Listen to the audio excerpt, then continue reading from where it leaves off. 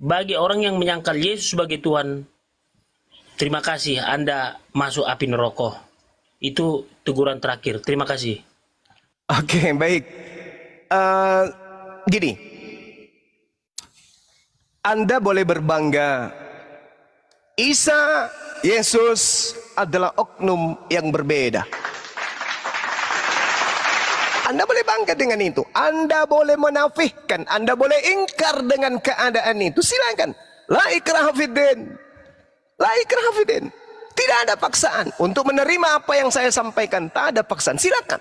Tapi tolong jujur pada kebenaran. Jujur terhadap keadaan. Siapa yang mengajarkan Anda mempertuhankan Yesus? Dari mana kitab Anda berasal? Adakah Yesus memberikan legitimasi kepada kitab Lukas, Markus, Matius, Filipi, dan seterusnya? Adakah kemudian Yesus mengenal Paulus, pendiri agama saudara? Adakah kemudian Yesus memberikan legitimasi kepada bapak-bapak gereja dan para pastor? Adakah kemudian Yesus memberikan legitimasi gereja sebagai tempat penyembahan dirinya? Adakah kemudian legitimasi kitabnya orang Yahudi dirubah menjadi perjanjian lama? Semuanya hanyalah angan-angan. Semuanya hanyalah hiasan belaka. Dia, Yesus, tidak pernah mengajarkan kekristenan itu. Percuma Anda mengatakan Yesus bukan Nabi Isa. Toh Yesus tidak pernah mengajarkan tentang apa yang Anda anut hari ini. Yesus tidak pernah mengenal kalian. Yang Anda kemudian, Nabi Isa datang kepada Bani Israel. Dia adalah utusan Allah kepada Bani Israel. Terputus kemudian benang merah ketika orang bikin makar tentang ajarannya. Makarnya adalah munculnya sebuah sekte baru yang mengajarkan Nabi Isa yang dibuang oleh kaumnya, oleh bangsanya, dipungut oleh bangsa barat dan dijadikan sebagai salah satu dewa di antara tiga dewa. Dan piring saya jatuh, subhanallah. Saya jadi kaget. Ini gara-gara kepas ini. Tolong penonton, mati lampunya juga padam. Ini gila ini. Ada penghuninya. Sorry. Bukan. Ini aja piringnya. Piring terbang. Ini namanya Peter Sampang. Peter piring terbang sampai ke lapangan. Sorry. Jadi begitu. Sabar dulu, saya belum selesai. Dibalik aja piringnya, nak. Dibalik. Ya, dibalik. Ya, mulutnya si kepas nggak sampai keluar HP untuk makan nasi saya, enggak lah. Ya, gitu aja. Oke. Jadi ketika saudara mengatakan Isa, Yesus bukan sama, tidaklah sesuatu orang yang sama. Saya katakan ya. Yes. Saya hanya mendudukkan perkara yang sesungguhnya. Nabi Isa datang ke tengah-tengah Bani Israel mengajarkan Injil. Injil yang diajarkan oleh Nabi Isa. Muncul penulis-penulis yang bercerita dan menulis tentang keadaan itu. Apa yang mereka tuliskan? Pada saat kemudian Yesus bersama Filipus ke Galilea. Pada saat Yohanes ditangkap. Yesus datang ke Galilea mengajarkan Injil kerajaan Allah. Kemudian Filipus, Kemudian Filipus mengajarkan Injil kerajaan Allah. Kemudian Yesus memanggil Filipus untuk datang mengajarkan Injil, mengabarkan Injil. Sayangnya, Injil yang dimaksud di sini, di dalam kitab saudara, di Markus 14, di Markus 1, itu bukanlah perjanjian baru yang Anda pegang hari ini. Injilnya Yesus adalah segala firman yang Yesus sampaikan kepada Bani Israel. Sedangkan Injilnya Kristen adalah segala yang dituliskan oleh penulis-penulis Bible. Jadi antara Injilnya Yesus dan Injilnya Kristen itu berbeda. Dan kemudian Al-Quran mengatakan Nabi Isa datang mengajarkan Injil di tengah-tengah Bani Israel. Nabi Isa ditolak, Nabi Isa diingkari, bahkan kemudian berupaya untuk dibunuh. Hasil dari pembunuhan inilah kemudian menjadikan sebuah keadaan yang mereka bunuh adalah bukan Nabi Isa, melainkan orang yang diserupakan. Keadaan inilah yang terjadi pada tempat kejadian perkara. Jauh setelahnya kemudian muncul sebuah sekte menjadikan keadaan itu berubah. Makanya di dalam Matius 24 nomor 15, apabila sang pembinasa keji berdiri di tempat yang suci, kudus, sebagaimana yang dinubuatkan oleh Nabi Daniel, Ternyata Nabi Daniel menubuatkan di dalam Daniel 7 nomor 25. Apa kata Nabi Daniel? Ketika kemudian sang pembinasa keji ini datang, dia akan membantah perkataan-perkataan yang maha tinggi dan memutarbalikkan hukum. Nabi Isa yang tadinya diutus kepada Bani Israel, diputarbalikkan kemudian keadaan dia adalah reinkarnasi dari Tuhan, kemudian namanya dirubah menjadi Yesus. Itulah keadaan yang ada. Silakan. Nah, kalau Bang Juma mengatakan Yesus Kristus sebagai utusan, ada tertulis di Alkitab. Nah, sekarang begini, suri teladan ataupun teladan yang dilakukan oleh Isa, ya Yesus Kristus, ketika dia turun ke bumi, dia sujud, dia puasa, ya dia sunat, ya dia dibaptis. Kenapa umat Islam nggak mau dibaptis? Sementara Yesus sudah jelas dibaptis di Sungai Yordan oleh Yohanes. Kenapa umat Muslim nggak mau dibaptis? Atas nama Bapa, Putra dan Roh Kudus. Udah? Cek. Silakan Bang Juma, silakan. Oke, sabar ya, sabar. Sabar ya, jaringan saya lagi gangguan, sabar ya. Sabar. Ci. Ini gara-gara piring terbang tadi ini kawan-kawan. Suara saya kedengaran nggak? Jelas, sangat jelas. Oke. Sangat jelas. Sabar ya, sabar. Sabar ya, sabar. Namanya kita di gunung ya kan ya. Cek.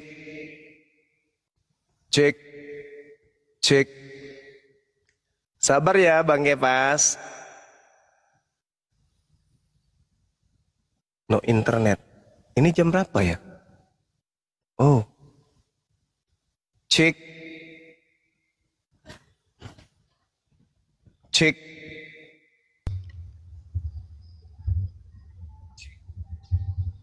Sudah ada ya.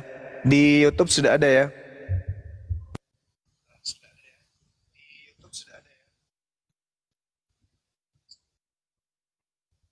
Kok semua teman enggak ada suaranya ya? Bagus suaranya Bang Juma. Oh iya, sorry. Sorry. Di YouTube saya error. Sabar. Aku anak desa, tubuhku kuat. Teman-teman yang di YouTube sudah ada suara saya kan? Oke.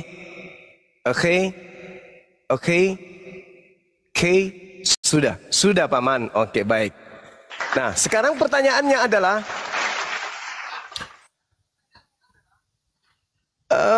kenapa kalau umat Islam itu pengikut Nabi Isa, pengikut Yesus, kenapa nggak dibaptis? Bung, Yesus sendiri tidak pernah membaptis satu manusia pun. Syarat menjadi Kristen adalah dibaptis. Yesus tidak pernah membaptis, berarti Yesus tidak pernah mengkristenkan orang. Saya ulang, Yesus tidak pernah membaptis. Syarat menjadi Kristen adalah dibaptis. Dan tak ada satu manusia pun pernah dibaptis oleh Yesus. Maka dengan demikian Yesus tidak pernah mengkristenkan satu manusia pun. Sekarang mari kita tarik benang merah. Nabi Isa alaihissalam datang di tengah-tengah Bani Israel. Dia tidak merubah hukum. Dia kemudian tidak membawa hukum baru. Dia tidak pernah kemudian menorehkan sesuatu yang tidak diperintahkan oleh Tuhan kepadanya. Nah, benang merahnya di mana? Coba Anda lihat. Di Al-Quran tidak pernah diperintahkan untuk membaptis. Nabi Isa alaihissalam hanya diperintahkan untuk menyeru kepada Bani Israel. Fattakullah wa ati'un. Innallaha rabbi wa rabbakum. Ma qultu lahum illa ma amartani bi an ya'budullah rabbi wa rabbakum. Cuma diajarkan mengajak Bani Israel kembali kepada hukum Taurat, menyembah hanya kepada Allah, Tuhannya Nabi Isa dan Tuhannya Bani Israel. Lalu bagaimana dengan baptis? Dalilnya di mana? Markus 16 nomor 15. Nomor 16. nomor 17, nomor 18, nomor 19, nomor 20. Kalau hal ini adalah sesuatu yang benar, bukan sesuatu yang menjadi pengajaran yang muncul belakangan pada abad-abad setelahnya. Tunjukkan satu pendeta atau satu orang Kristen yang memiliki tanda-tanda yang dimiliki oleh syarat sebagai orang yang percaya. Tanda-tanda ini akan menyertai orang yang percaya. Minum racun tak mati, dipatok ular berbisa tak mati. Ada? Ada yang bisa melakukan itu? Makanya perintah baptis itu tidak berasal dari pengajaran Yesus. Perintah baptis itu tidak berasal dari pengajaran Nabi Isa alaihi salam. Coba Anda baca Markus 15 itu. Markus 16 yang Anda punya. Kita lihat pendekatannya. Supaya benang merahnya kita bisa dapatkan. Yesus diberitakan tidak pernah membaptis satu manusia pun. Dengan kata lain, Yesus tidak pernah mengkristenkan satu manusia pun. Pergilah ke seluruh dunia. Beritakanlah Injil kepada seluruh makhluk. Siapa yang percaya dan akan dibaptis. Siapa yang kemudian tidak percaya akan dihukum. Tanda-tanda ini akan menyertai orang yang percaya. Berarti tanda-tanda ini akan menyertai orang yang dibaptis. Satu, mereka mengusir setan demi nama Yesus. Dua, berbicara dalam bahasa yang asing bagi mereka. Ketiga, mereka akan memegang ular. Sekalipun mereka minum racun maut, mereka tidak akan mendapatkan celaka. Mereka akan meletakkan tangannya atas orang sakit dan orang itu akan sembuh. Pertanyaannya sekarang, bisakah kemudian ini dipraktekkan? Bahasa asing. Cocok bahas Coba, kipas. Pura kerakan jo pelokmu di keke asu bolong. Baik Bang Juma, udah jelas ya. Udah jelas bahwa matumbai na matongge pelok nah apa kata pura nakan de asu bolong pelokmu. Bang Ngerti? Juma, Kamu ngerti? jelas ya bahwa nggak mau dibaptis. Nggak, kamu ya. ngerti nggak apa yang saya katakan? Yesus dibaptis. Ngerti ya kan? tidak apa yang saya katakan? Artinya baptis adalah pertobatan. Gitu loh, Ngerti Bang tidak Juma. yang saya katakan barusan? Berarti Bang Ingat, Juma nggak mau bertobat. pergilah makanya ke nggak mau seluruh dibaptis. dunia, beritakanlah Injil kepada seluruh makhluk. Siapa yang percaya dibaptis? Nah sekarang Yesus mengajarkan, misalnya dia yang mengajarkan baptis, tanda-tanda percaya itu salah satu adalah mengerti bahasa asing. Bang Juma, baptis itu pertobatan. Bang Juma, Saya kalau nggak ngerti, dibaptis, Bang Juma saya tidak paham, bertobat. saya tahu perintah-perintah Yesus bertobatlah. Sebab kiamat sudah dekat. Saya tahu. Ini mengenai baptis yang Anda pertanyakan tadi. Kalau bertobat, saya setiap hari bertobat. Setiap saat saya beristighfar. Jangan ajarkan saya bertobat itu. Karena itu adalah pekerjaan lisan saya. Sekarang permasalahannya Bertobat adalah itu lahir baru Bang Juma. Bertobat itu lahir baru. Nah, ini dengan doktrin, cara ini doktrin. baptis atas Kalau nama Bapa, baptis Putra, dan itu Roh Kudus. adalah ajaran Yesus, coba, pura kukumande, tapi pambe, oh dika, nah, kau ngerti bahasa saya? Oh, jadi gitulah Bang Juma. Closing statement aja lah. Terima kasih lah, berbeda keyakinan kita. Iya dong. Berbeda keyakinan. Ini dalil, ini dalil, dan satu hal hadiah untuk Anda. Markus 16 itu hanya sampai data nomor 9. Nomor 8. Data nomor 9 sampai dengan data 20 itu tidak ditemukan di manuskrip Codex Sinaiticus Vaticanus. Jadi Markus 16 itu hanya berhenti sampai data nomor 8. Lalu mereka keluar dan lari meninggalkan kubur itu sebab gentar dan dahsyat menimpa mereka. Sampai di situ. Baik Bang Juma. Demikianlah Yesus ketika dia masuk ke bait suci ya, yang ditolak oleh bangsanya sendiri. Dia mengibaskan jubahnya. Demikianlah saya akan mengundurkan diri. Terima kasih Bang Juma, saya akan mengibaskan diri silakan. saya. Ketika Yesus, Nabi Isa ditolak di tengah-tengah Bani Israel, kalau Bani Israel saja menolaknya, lalu siapa Anda? Saya adalah Kristen yang bertumbuh di Nusantara ini. Ajaran saya berasal dari barat. Dari barat, dari mana barat? Dari barat menerima dari mana? Dari Mesir, Turki. Siapa yang memberikan Kaisar Ptolemy II? yang memberikan itu. Kaisar Ptolemy yang memberikan itu kemudian. Apa hubungannya dengan para nabi? Putus. Apa hubungannya dengan macet total? Tak ada hubungannya sama sekali. Inilah yang saya katakan antara Nabi Isa alaihissalam dan Nabi Muhammad sallallahu alaihi wasallam terputus ajarannya dikarenakan ada yang mensabotase di tengah-tengahnya. Demikian. Silakan sahabat-sahabat diambil alih. Ini mie saya pesan 1 bungkus karena sudah 2 jam. Jadinya ini kalau saya bungkus kembali jadi 7 bungkus ini. Jadi melar ya. Iya, sudah kayak ular kobra kulihat ini besar. Mie-nya sebatannya kayak ular piton. Gimana dong? Kasihan udah dingin, mana lagi banyak semut, banyak juga tawon yang loncat-loncat di dalamnya. Ya Allah ya Karim. Tadinya mie gua sekarang udah kering. Gak ada lagi nih ya. Mie-nya udah bengkak kayak ular piton, Bang Deni. Ini cabai yang ada di dalamnya tadi kan ku minta digunting, dipotong-potong, dia nggak dipotong. Akhirnya apa? Tumbuh kulit dan daunnya. Ya Allah ya Karim, segitunya, Masya Allah. Mentang-mentang saya anak tiri di sini ya. Begini nasib jika bujangan kemana-mana makannya Indomie. Tak ada mama yang memasak. Tidak seperti Bang Deni, mamanya ada 3. Ya Bang Den, semangat Bang Den. Lanjut dulu Bang Andi. Selalu semangat, ada Iya Bang ya, lanjut dulu Bang ya.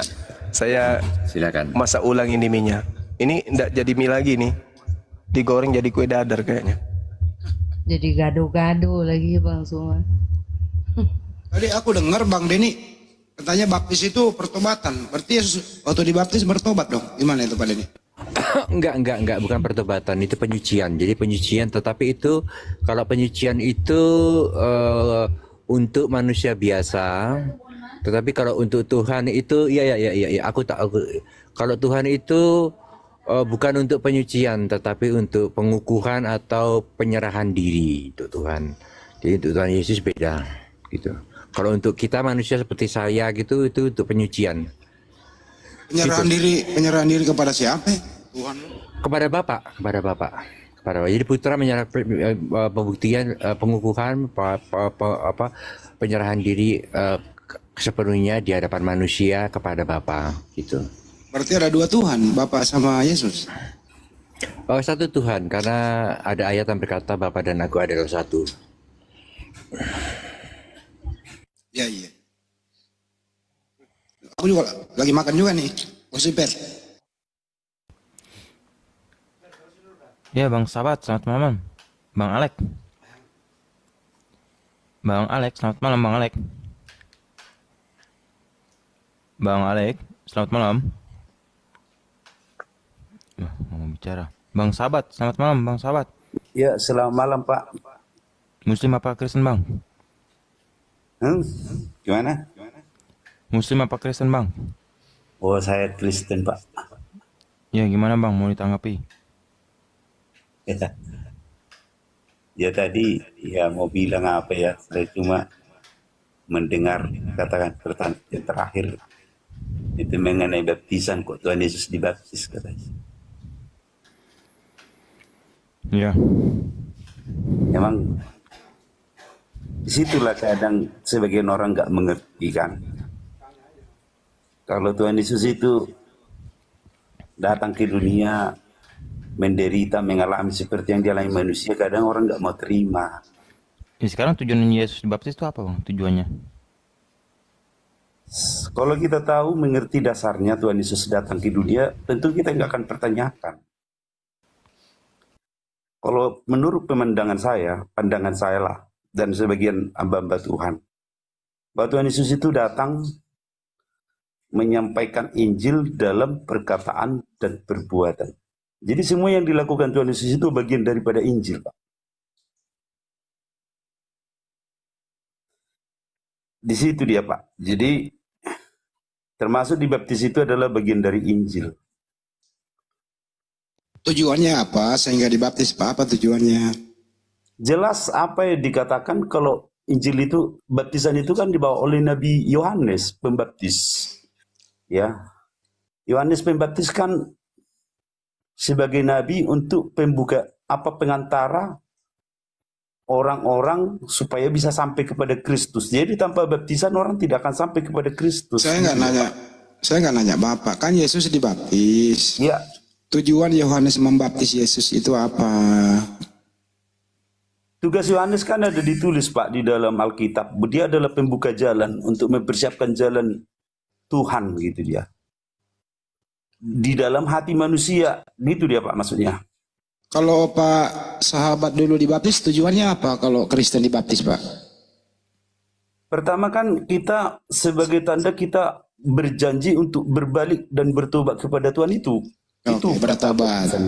Jadi kalau Kristen dibaptis bertobat kepada Tuhan, kan Iya, gitu satu tujuannya. perjanjian itu Pak. Ya, Berjanji. kalau Yesus dibaptis bertobat juga nggak dia? Dia kan datang pada masa itu kan udah dibilang seperti yang saya sampaikan tadi, dia datang sebagai firman, sebagai seorang yang berkata-kata dan sebagai yang menyampaikan contoh dalam perbuatan bagaimana layak kepada Bapa Surgawi. Jadi makanya waktu Tuhan Yesus berkata gini loh, waktu Tuhan Yesus ditanya, kenapa kamu yang dibaptis, kata Nabi Yohanes.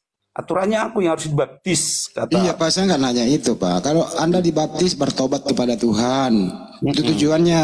Nah, tujuan Yesus dibaptis bertobat kepada Bapa gitu. Kalau dikatakan dia dibaptis, coba kita perhatikan, sejak Tuhan Yesus dibaptis, sejak itulah dia memulai segala pekerjaannya Pak. Iya. Itu satu bukti penyerahan. Mulai dia menyerah. Sebelum dia dibaptis, dia belum memulai pekerjaannya Pak. Sepenuh untuk memberitakan Injil. Jadi dibaptis itu kan untuk bertobat kepada Tuhan. Iya, Yesus bagi kita orang berdosa Pak. Iya, kalau Bagi Yesus kita orang dibaptis tujuannya apa? Kan baptisan itu ada dua makna Pak. Yang pertama, kalau kita orang berdosa adalah bertobat. Sesudah kita bertobat itu berarti memulai menyerahkan diri untuk hidup dalam Injil. Jadi itu suatu pentabisan itu Pak. Iya, jadi Yesus dibaptis tujuannya apa Pak? Ditabiskan. Ditasbihkan. Jadi Tuhan ditasbihkan gitu ya? Iya, oleh seorang manusia. Pada waktu itu dia kan belum Tuhan dia Pak. Oh, waktu dibaptis belum Tuhan dia? Iya. Oh, belum Tuhan waktu dibaptis. Ngomong dari tadi Pak, biar jelas gitu loh. Sesudah dia mati, dikatakan itu jelas. Sesudah dia mati, bangkit, naik ke surga, baru dia ditinggikan. Diangkat. Jadi selama di bumi, Bapa Surgawi. jadi selama di bumi, dia belum Tuhan. Syarat menjadi Tuhan, mati dulu, baru dibangkitkan, baru jadi Tuhan. Iya, diangkat dia Pak ke surga, baru dia jadi Tuhan. Jadi kalau begitu selama ini pendeta mengatakan tidak ada manusia yang menjadi Tuhan. Ternyata ada manusia Yesus bisa menjadi Tuhan setelah dia mati dan hidup kembali. Betul? Iya. Dia Tuhan bagi orang berdosa Pak. Iya, artinya ada Tuhan menjadi manusia, terus manusia ini mati hidup kembali menjadi Tuhan lagi gitu ya Pak? Gini loh Pak. Ya gimana Pak? Tuhan itu kan dikatakan kalau berbicara tentang Tuhan Yesus, dia itu adalah perkataan Allah yang dibentuk, diciptakan menjadi manusia. Supaya dia berkata-kata dan memberi contoh. Banyak masuk dulu, banyak lagi makan tanggung ini. Ya. Roma, masuk dulu bentar. Siap 86 komandan. Perintah senggol kiri. Cikijak di dinding. Diam-diam merayap. Datang seorang oten. Yup, otaknya ditangkap. Jadi gini saudaraku. Dari cerminan ungkapan saudara barusan ini kemudian saya nelan mi keluar kembali. Disebabkan karena Anda mengatakan bahwa dia belum menjadi Tuhan. Sedangkan Bani Israel mengatakan jangan ada ilah lain di hadapanku. Al-Quran juga mengatakan bahwa yang mereka sembah selain daripada Allah itu adalah iblis yang durhaka. Tapi bukan itu poinnya Bang. Bukan itu poinnya. Poinnya adalah antara ajaran Nabi Isa dan ajaran Nabi Muhammad ada penyelewengan di tengah-tengahnya. Muncul keadaan itu ketika saudara mengatakan dia belum menjadi Tuhan, berarti Tuhannya Bani Israel, keadaannya sebagai Tuhan itu kemudian diambil alih oleh Yesus setelah dia menjadi Tuhan, yang tadinya bukan Tuhan. Nah, inilah yang dibawa oleh pengajaran saudara. Begini Sehingga muncul, sehingga muncul kemudian Yesus mengatakan apa? Enyahlah daripadaku, kalian semua adalah pembuat kejahatan. Kalau Yesus itu adalah Tuhan beneran, kenapa dia harus mengusir orang yang pakai namanya bermukjizat, mengusir setan, bernubuat? Bukankah itu yang dianggap sebagai hamba yang benar? Sampai-sampai kalau di dalam pengajaran Islam, seorang Kristen yang sudah bisa mengusir setan, bermukjizat, bernubuat, itu sudah sampai pada level ma'rifat. Bukan ma'rifatullah, tapi ma'rifatu Yesus. Ma'rifat kepada Yesus. Tapi kok bisa Yesus mengusir? Kenapa Yesus kemudian tidak menerimanya, malah mengusirnya dan mengatakan pembuat kejahatan? Artinya bahwa ada yang memaksakan Yesus ini untuk menjadi Tuhan, menggantikan Tuhannya langit dan bumi. Silakan. Jadi begini loh Pak. Jadi kalau di dalam kitab Wahyu Pak, nanti Bapak boleh cari sendiri, nggak usah aku ceritakan. Cuma kita lihat aja. Orang Israel itu tidak disamakan dia dengan orang kafir Pak. Dalam kitab Wahyu, waktu Tuhan menebus seluruh manusia di bumi, orang Israel itu spesial. Jadi yang mengikut Tuhan Yesus juga spesial. Jadi ada 3 golongan manusia yang ditebus dari bumi pada akhir zaman. Itu yang dikhususkan, itu orang Israel dibedakan dia sama sekali dengan orang kafir Pak. Jadi jangan, makanya Yesus itu bukan mati untuk orang Israel yang hidup dalam kebenaran, tetapi Tuhan Yesus mati bagi semua orang yang berdosa. Karena pada zaman dahulu orang Israel itu banyak yang hidup benar, tidak berdosa Pak. Jadi kalau kita lihat dalam kitab Wahyu, Tuhan Yesus itu hanyalah Tuhan bagi orang-orang yang telah percaya dari antara orang berdosa. Jadi kalau Bapak punya Tuhan, Bapak merasa diri Bapak orang tidak berdosa. Saya nggak tahu kalau di dalam kita orang Kristen, di bagian mana Bapak nanti. Jadi ada dikatakan orang Israel itu beda Pak. Jadi 144.000 itu diselamatkan dari orang Israel menjadi umat pilihan Allah. Tetapi yang menjadi pengikut Kristus itu 144.000 juga Pak, ada hitungannya. Dan hitungan orang yang tidak terbanyak itulah yang rela mati karena nama Yesus. Itulah nanti golongan ketiga. Jadi itulah makanya kalau Bapak bilang kok Yesus jadi Tuhan sejak dia mati Pak. Karena pada dasarnya manusia berdosa tidak akan berkenan kepada Tuhan yaitu Bapa Surgawi. Tetapi dia sebagai anak telah diberi hak bagi orang berdosa supaya orang berdosa itu diberi kesempatan untuk bisa diselamatkan. Itulah yang disebut 144.000 pengikut Kristus di dalam kitab Wahyu Pak. Jadi kalau berbicara itu Pak, terserah Bapak nggak mau terima nggak apa-apa. Jadi makanya kami ini orang berdosa yang mau diperhitungkan di hadapan Tuhan sebagai orang yang ditebus oleh Tuhan Yesus Pak. Kalau Bapak mau sama dengan orang Israel terserah, tapi Bapak orang berdosa loh. Nah, itu dia Pak. Oke, baik. Sederhana saja, yang ada kemudian adalah perasaan iba kepada Bapak ini, kepada saudara saya ini. Anda baca Galatia 3 nomor 13. Untuk itulah Kristus telah menebus kita dari kutuk hukum Taurat dengan jalan menjadi kutuk. Iya. Mengertinya Bapak maksudnya itu? Hukum Taurat itu untuk siapa Pak? Kalau dikatakan di dalam surat Galatia, itu adalah untuk orang durhaka Pak. Bukan untuk Bani Israel, hukum Taurat itu. Bukan sebenarnya. Kalau kita katakan hukum Taurat itu untuk orang Israel, bukan Pak. Justru dikatakan hukum Taurat itu adalah untuk orang durhaka. Penuntun orang durhaka Pak. Jadi untuk orang Indonesia juga hukum Taurat itu? Semua Pak. Hukum namanya hukum diberikan Tuhan untuk semua bangsa. Inilah yang saya katakan. Inilah yang saya katakan imannya saudara. Itu saya kasihan. Yeremia 31 nomor 31, aku Tuhan akan membuat perjanjian baru dengan Bani Israel dan Bani Yehuda. Bukan Bani Indonesia.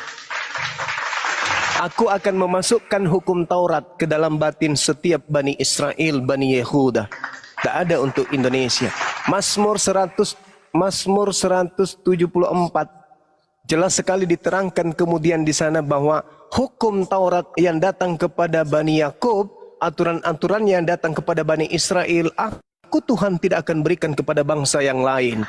Ulangan 33 nomor 4, Tuhan berfirman di dalamnya, ya, menurut iman orang Yahudi dikatakan bahwa hukum Taurat itu adalah milik kepunyaan Bani Yakub. Saya nggak tahu yang mana yang benar. Begini loh Pak. Yang tertulis di Bible Anda atau Anda yang benar, saudara. Silakan. Begini Pak.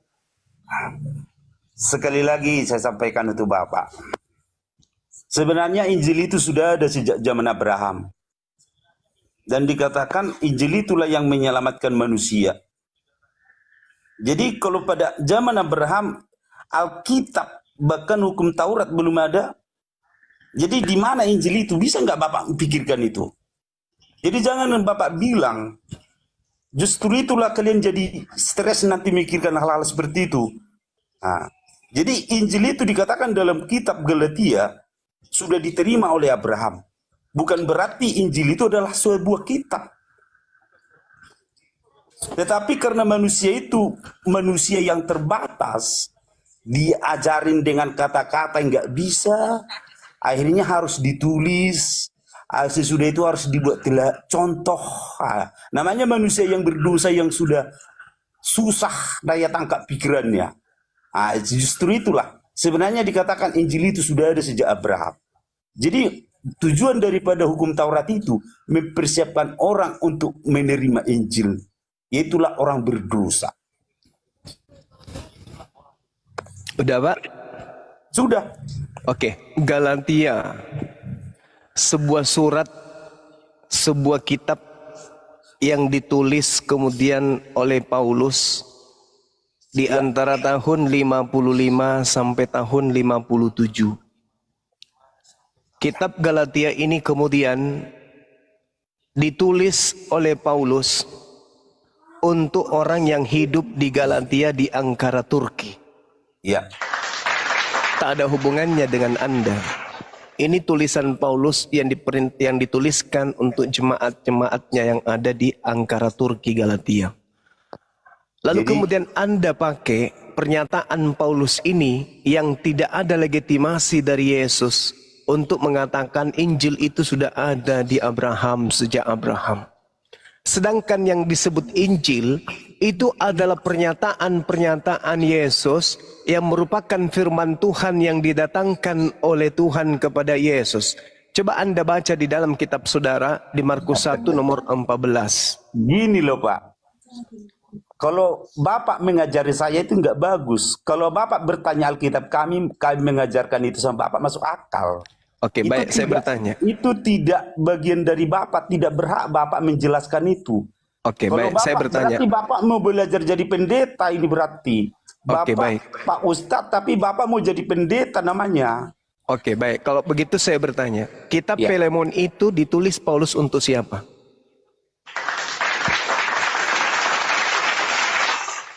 Satu, dua, tiga, empat. Filemon itu kan seorang hamba Tuhan, Pak. 7. Iya, itu ditulis untuk siapa, Pak? Filemon sama dengan surat Timotius. Itu Oke. kan itu Timotius. Filemon ini berada di mana? Wilayah mana? Dia tinggal di mana? 1, 2, 3, 4, 5. Jadi maksud Bapak apa? Maksudnya Bapak 7, bertanya seperti itu yang tidak 8. begitu perlu. Oh, perlu Pak, supaya Anda tahu bahwa surat itu dituliskan oleh Paulus untuk Filemon di wilayah Efesus, bukan di wilayah Indonesia. Jadi Kalau Bapak Anda udah pendeta mengatakan, berarti. kenapa? Udah pendeta Bapak. Silakan Anda suruh pendeta belajar sama Bang Suma. Itu penting supaya bisa tahu bahwa arah arah yang muncul kemudian dari pengajaran Bible itu sendiri harus diluruskan kemudian. Jangan surat yang ditulis untuk orang yang ada di Turki, orang di Indonesia merasa pula itu surat untuk orang Indonesia. Seperti Yesus yang diutus hanya kepada Bani Israel, yang bukan Bani Israel jangan merasa bahwa Yesus itu diutus untuk dia. Kekacauan itu muncul kemudian ketika Yesusnya datang hanya untuk Bani Israel, tapi kemudian ditambah-tambahkan ajarannya dikatakan diutus untuk seluruh umat manusia. Gimana Kalau Bapak ngomong seperti itu, berarti Bapak orang Yahudi kah? Dari Saya mana? bukan orang Yahudi. Jadi kenapa Bapak berhak ngomong seperti itu? Loh, apa salahnya kalau saya ngomong sesuai dengan kebenaran yang ada? Gini loh, Pak. Siapapun bisa. Kalau Daripada Bapak yang percaya- memiliki kitab tapi tidak sesuai dengan isi kitabnya, mending saya yang tidak beriman kepada kitab itu, tapi saya berkata sesuai apa yang tertoreh di dalamnya. Gimana dong? Gini loh, Pak. Bapak sendiri nggak ngerti Pilemon, Pak. Pilemon itu di sebelah barat daya Turki, Pak. Bapak sendiri nggak tahu, Mbak Juma tahu. Jadi mestinya Bapak yang berguru ke Mbak Juma. Begini gitu loh, Pak. Sebenarnya begini, kalau saya simak Bapak ini, dia tidak mempercayai kitabnya orang Israel, tapi dia bisa memberitakan kitabnya orang Israel. Itu nggak masuk akal. Saudara, yang saya baca ini bukan kitabnya orang Israel, yang saya baca ini kitabnya orang Indonesia, beragama Kristen. Saudara jangan mengatakan kitab Anda itu kitabnya orang Israel. Enggak, bukan.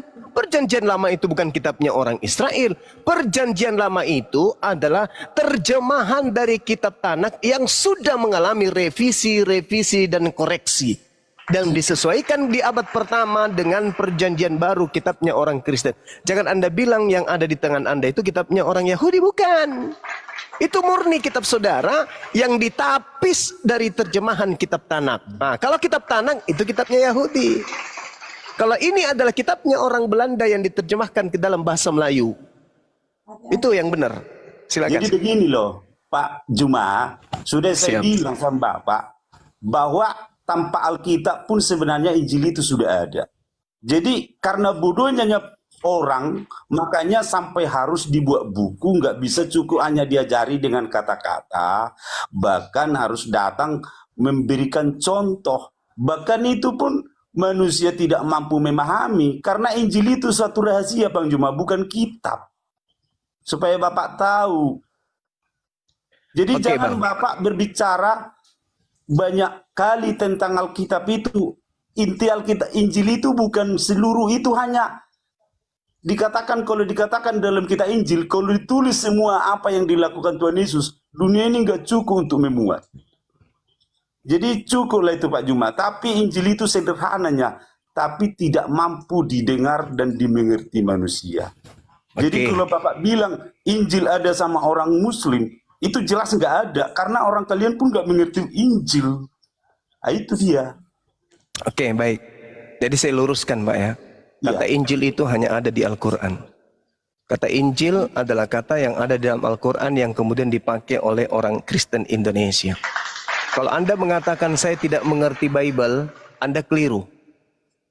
Jadi Yang begini, Pak Juma. sabar Bang. Yang diterangkan kemudian di dalam kitab Yesaya 29 nomor 12 itu adalah kitab Al-Quran, bukan kitab saudara. Kita lihat. Apabila kitab itu diberikan kepada seseorang yang tidak dapat membaca dengan mengatakan Iqra, baca ini, maka ia akan menjawab, aku tidak dapat membaca. Bible tidak bisa dibaca. Apanya yang tidak bisa dibaca di Bible? Tapi Al-Quran. Al-Quran sudah mendunia. Apakah Anda bisa membaca? Tidak. Membacanya pun Anda tidak akan paham isinya kalau tidak menggunakan disiplin ilmu yang ada. Jadi Al-Quran itulah yang tidak bisa kemudian dipahami dengan sembarangan. Kalau Bible apanya yang tidak bisa dipahami? Pada mulanya adalah firman. Firman itu bersama-sama dengan Theos. Apa yang tidak bisa dipahami di situ? Begini loh Pak, justru dalam nama Yesus itulah ada kasih Tuhan yang luar biasa bagi orang Kristen. Karena tanpa Yesus, orang berdosa tidak akan pernah berkenan kepada Bapa. Semua harus dibinasakan. Karena jelas di dalam hukum Taurat dikatakan, bila mana seorang manusia berdosa bertemu dengan dia, tidak ada seorang pun yang hidup, akan binasa. Tetapi oleh Tuhan Yesus anaknya sendiri, Seperti saya bilang tadi, jangan kita samakan kita dengan orang Israel, orang pilihan Tuhan. Kita ini termasuk orang yang dikutuk secara Taurat, tidak akan pernah berkenan kepada Bapa Surgawi. Tetapi oleh Tuhan Yesus, kita diperkenankan. Jadi itulah kasih Tuhan yang luar biasa bagi kami. Secara Taurat, kita lihat semua bangsa-bangsa adalah kafir. Itulah kasih Tuhan dogma, yang luar Pak. biasa. Itu dogma. Bukan dogma. Mana Karena Tuhan Yesus coba itu sudah tunjukkan dinubuatkan. dalil. Kalau bukan dogma harus ada dalil. Mana dalilnya Taurat diutus untuk seluruh umat Begini manusia? loh Pak. Dalil, Jangan dalil. bilang Bapak dogma. Dalil. Jangan bilang Bapak dalil. Kalau Mengerti bukan nggak Bapak dalil, arti Mesias itu? kalau tidak ada dalil berarti dogma. Mana dalilnya bahwa hukum Taurat itu untuk seluruh umat manusia? Silakan. Mana dalilnya, Pak? Saya sudah berikan dalil hukum Taurat itu hanya untuk Bani Israel dan Bani Yehuda. Ulangan 33 nomor 4. Mazmur 174. Yeremia 31. Ulangan 4, ulangan 6. Hukum Taurat hanya untuk Bani Israel. Tunjukkan dalilnya, Begini datanya. loh Pak, kenapa Bapak pakai Taurat kalau Bapak bukan orang Israel? Saya Itu nggak yang pernah aneh. pakai Taurat. Saya pakai Al-Quran. Iman saya Quran. Saya bukan menganut Taurat. Saya bukan Bani Israel dan saya bukan bunglon Begini yang loh, suka Pak Juma. nyamar-nyamar. Kenapa Bapak pakai Taurat? Itu yang anehnya. Saya tidak gunakan Taurat. Itu bukan Sunat kitab itu saya, itu Taurat atau kitabnya Bani tidak? Israel. Al-Quran bukan Taurat. Kalian mengambil kita orang Israel atau tidak? Mana ada kitabnya Bani Israel kami ambil? Cara sembahyang kalian itu sembahyang orang Israel itu, Suma. Itu dia ada di dalam Al-Quran suci kami, ayat suci Al-Quran kami. Secara Taurat, Juma, kalian tidak ada bangsa lain yang bisa berkenan kepada Tuhan. Sudah Nah, saya itu Al-Quran. sampaikan.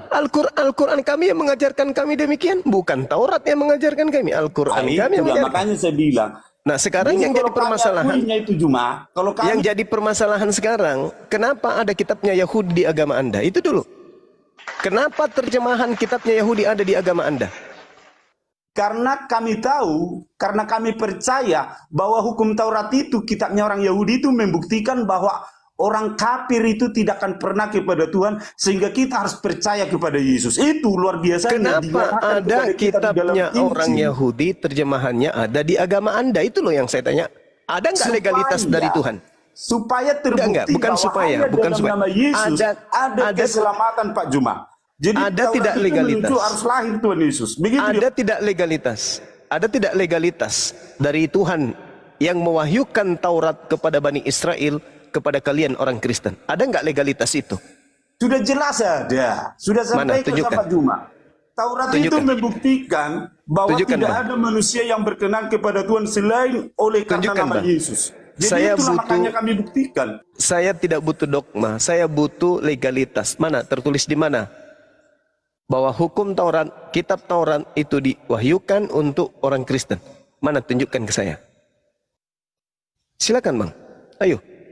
Jadi Pak Juma, sudah saya sampaikan. Sebelum Tuhan Yesus lahir, sebelum dia datang, sudah Kenapa Anda bawa-bawa Yesus? Saya tidak butuh itu. Yang saya tanya, kitab yang bernama Torah itu adalah kitab untuk Bani Yakub, umatnya Nabi Musa. Camkan itu baik-baik. Kristen bukan umatnya Nabi Musa. Taurat diutus di atas muka bumi ini sebagai firman Tuhan, bukan untuk orang Kristen, tapi benar, untuk luar kaumnya biasa, Nabi Pak Musa. Juma. Tetapi karena Yesus orang Israel itu telah layak memberikan kami jalan Saya butuh supaya layak bagi legalitas. Tuhannya. Justru Saya butuh legalitas. Kalau Anda sulit menunjukkan kepada saya Taurat itu diperuntukkan untuk orang Kristen, okelah. tidak untuk orang Kristen itu Pak, saya bilang. Nah, Secara kenapa ada di Taurat, kitab semua saudara? bangsa itu sudah Kalau- menjadi kafir. Tetapi Taurat itu memberi petunjuk hanya oleh Yesus. Kafir-kafir itu bisa menjadi layak bagi Bapa Surgawi. Itulah luar biasanya Anda Pak. menggunakan kata kafir ini sembarangan, bukan pada tempatnya. Orang yang disebut kafir itu adalah ketika datang perintah kepadanya, kemudian dia tidak taat kepada perintah itu, barulah disebut kafir. Bukan Pak Juma. Di luar orang Israel itu kafir semua. Oh, itu menurut saudara. Itu menurut saudara. Karena kami percaya kitabnya yang orang disebut Israel, kafir kita itu Israel adalah yang dibuktikan, datang Pak. kepadanya perintah, tapi mereka tidak mau Makanya menerima Bapak perintah bilang itu. begini, Itulah yang disebut kafir. Pak Juma, Bapak bilang kita Israel itu Bapak percayai, tentunya nggak Bapak percayai. Itu anehnya. Kalau kami karena ada petunjuk Taurat Saya ini, makanya percaya. kami menerima Kristus. Saya percaya bahwa kitab Taurat itu diwahyukan oleh Allah kepada Bani Israel, bukan untuk orang Kristen. Orang Kristen ini penumpang gelap, bukan Bani Israel. Inilah yang saya uraikan tadi, bahwa dari Nabi Isa alaihissalam. Kami di dunia Juma, tetapi Apa? bagi surga kami jelas Juma. Itu Mana? dia. Coba. Orang Israel. Dari semua pertanyaan saya tak ada satupun yang anda Tidak, jawab. saya bilang Pak. Mana? Orang Jaminan Israel surga. punya Tuhan yang Jaminan benar. surga yang anda Harus punya orang dari mana? Israel yang melegalkan kita bagi Tuhan. Saudara, Itu jaminan suatu bukti. surga yang anda punya itu jaminan dari mana? Ragunan? Dari mana jaminan surga anda? Dari petunjuk Taurat. Itulah namanya Mesias. Jadi Jangan teman-teman bohong, kalian Pak. itu Masehi, Jangan Pak. ngarang-ngarang, saudara. Jangan bermimpi. Tapi Jangan Bapak bermimpi. belajar Taurat. Jangan mimpi. Di mana ada Kristen bisa diselamatkan oleh Taurat? Di mana? Hah? Taurat itu menunjukkan supaya orang kafir itu diselamatkan oleh Yesus. Tidak ada keselamatan. Apa hubungannya Yesus dengan Kristen? Kalau Luar biasa Taurat Tuhan tidak ada orang hubungannya Kristen dengan itu. Kristen, saya lebih mudahkan persoalannya. Apa hubungannya Yesus dengan Kristen? Coba tunjukkan apa hubungannya Yesus dan Kristen. Yesus itu menebus orang-orang yang percaya kepadanya. Seperti saya sampaikan tadi dalam kitab Wahyu. Di mana Yesus mengajarkan itu? Mana dalilnya? Kalau dalilnya itu Pak, dalam kitab Wahyu baca Bapak. Ada di Wahyu situ itu. dikatakan. Pak, yang saya tanya hubungannya Yesus dengan Kristen. Harusnya jelas saudara kitab Wahyu sabar. itu, Pak. Itu Sabar, kitab kami orang Kristen. sabar. Orang Israel Harusnya juga. Bapak menjawab, hubungan Kristen itu dengan Yesus tidak ada. Tapi hubungan Kristen itu ada muncul, kemudian klaimnya ketika orang Kristen beriman percaya kepada kitab Wahyu. Begini loh, Pak. Sabar, Kitab Wahyu sabar. itu semua kita orang Kristen Sekarang kitab Wahyu ini apakah dikenali oleh Yesus? itu ditulis orang Israel, Oke. bukan orang itu bohong, kafir yang itu bohong. nulis. Itu bohong, Pak. Itu bohong. Itu dusta. Kitab Wahyu tidak ditulis oleh orang Israel, bukan orang Israel yang menulis kitab Wahyu. Sampai detik Semua ini tidak kitab diketahui siapa penulisnya. yang di- Hanya diklaim aja yang menulis adalah Yohanes, tapi bukan untuk penulisan murid Yesus. Sekarang begini, Semua apakah yang Yesus menulis Alkitab itu orang nggak ada orang Yahudi nulis Bible. Perjanjian Baru itu tulisan orang-orang yang tidak dikenal. tidak ada orang Sekarang kafir yang begini. menulis Alkitab itu. Sekarang begini, Bung. Sekarang begini. Apakah Yesus mengenal kitab Wahyu?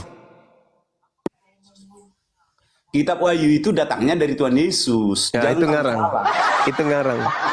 Itu Karena ngarang. dia sudah ada di surga pada masa itu. Cuma Itu ngarang. Abang tahu kitab Wahyu itu ditulis antara tahun 90 sampai tahun 100. Yesus sudah tak ada di situ. Yesus Jadi, terangkat Juma, ke langit di tahun itulah 33. namanya kami orang percaya Juma. Itulah tandanya si Juma nggak percaya. Ya, itulah dogma, itulah dogma. Itulah yang disebut dogma, Pak. Itulah Tapi yang gini disebut loh, Pak dogma. Juma. Orang Itu yang Kristen disebut itu dogma. jelas karena orang Israel yang jelaskan. Sekarang Kita orang Kristen itu orang Israel yang nulis semua. coba Anda terangkan dulu hubungan Yesus dengan kitab Wahyu apa?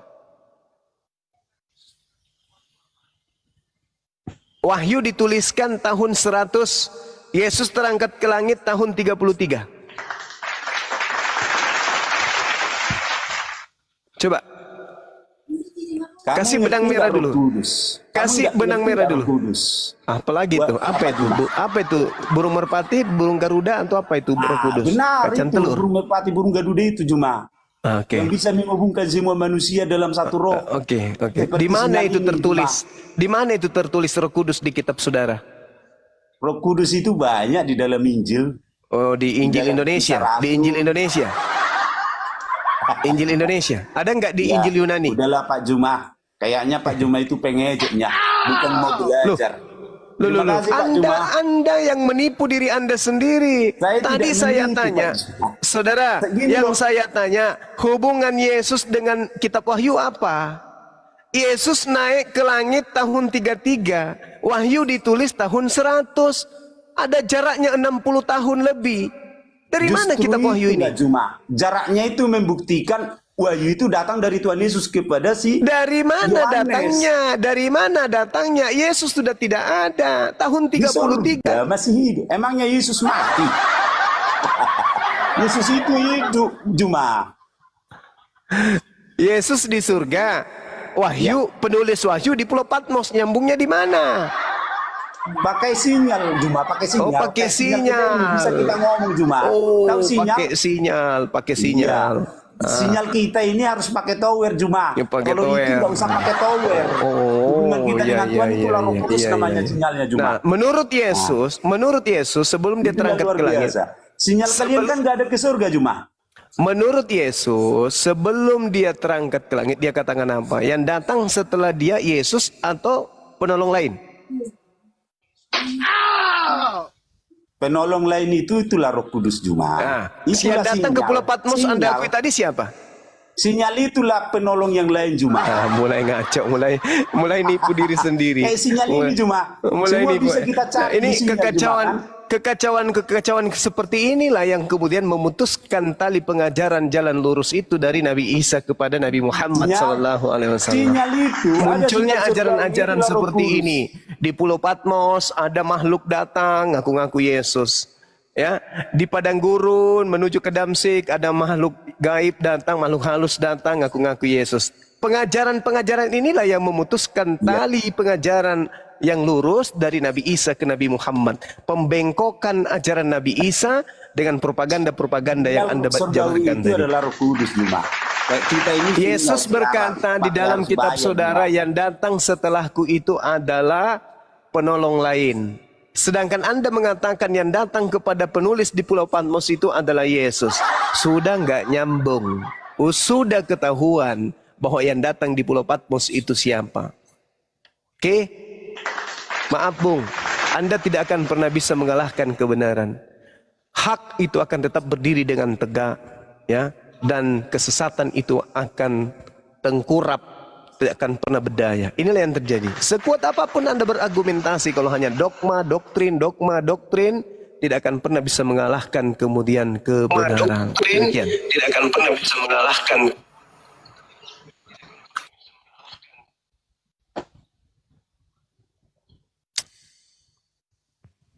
Waduh.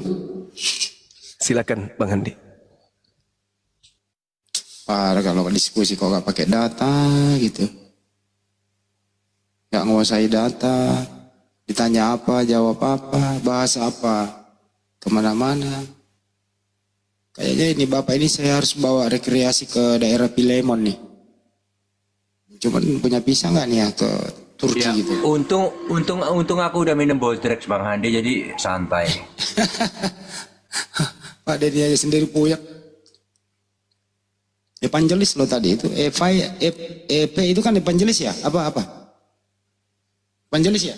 Evangelis ya, paling evangelis. Iya, evangelis, FVT, evangelis biasanya. Arti evangelis apa sih? Si Evan gelis gitu. Apa? Pak Effendi? Ada ya? Effendi Simanjuntak, silakan Bang. Nggak nanya dulu agama saya apa, Pak? Iya boleh diperkenalkan Bang. Bapak agama apa, Pak? Islam Bang. Oh ya, saya Kristen, Pak. Oh iya. Mau disambung topik tadi Pak, silakan. Untuk kata menyambung, saya baru masuk, Pak. Baru ngelihat, Pak, mendengar. Belum tahu. Tadi topiknya sih mengenai apa ya dari awal tadi ya. Baptisan. Mengenai Yesus itu dibaptis itu tujuannya apa? Dari situ baru mulai tadi Pak. Oke, kalau itu pertanyaan Anda, kalau memang situ Islam, nggak penting, Pak. Jadi nggak usah saya ngomong Pak ya.